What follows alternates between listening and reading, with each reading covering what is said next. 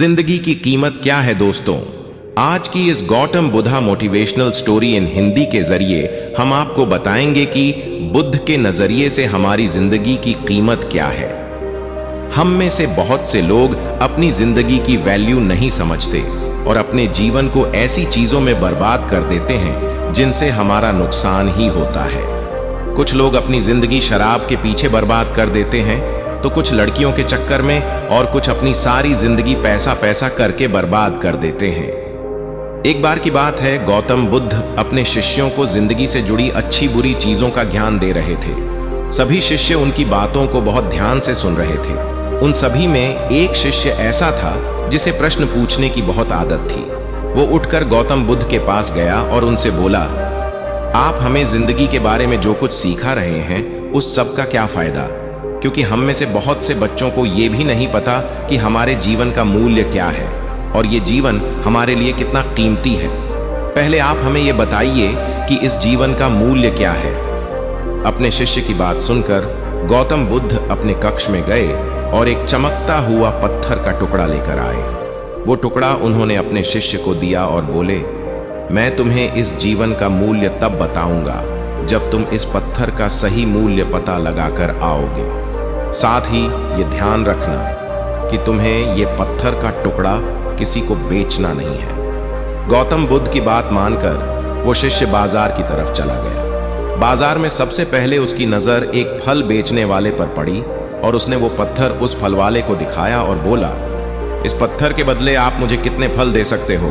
फल वाला बोला, ये पत्थर कुछ खास तो नहीं है, लेकिन फिर भी इसके बदले में तुम्हें 10 केले दे सकता हूं। वो शिष्य उस पत्थर को लेकर आगे चला गया। फिर उसे एक सब्जी वाला मिला। शिष्य ने उस सब्जी वाले से उस पत्थर की कीमत पूछी।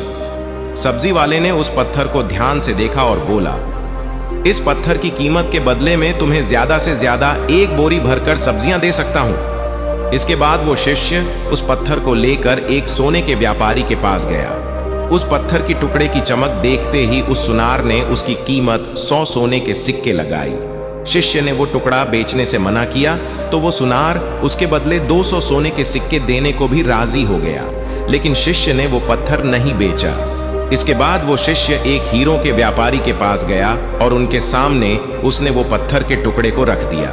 उस पत्थर को देखते ही हीरों के व्यापारी ने एक साफ कपड़ा बिछाया, उस पत्थर को उसके ऊपर रखा, फिर उसकी परिक्रमा की और हाथ जोड़कर उस पत्थर को कपड़े में लपेटते हुए वो बोला, तुम जिसे मामूली पत्थर समझकर उसकी कीमत पूछ रहे हो, असल में ये एक बेशकीमती रूबी है। ऐसा रूबी हर किसी को नहीं मिलता।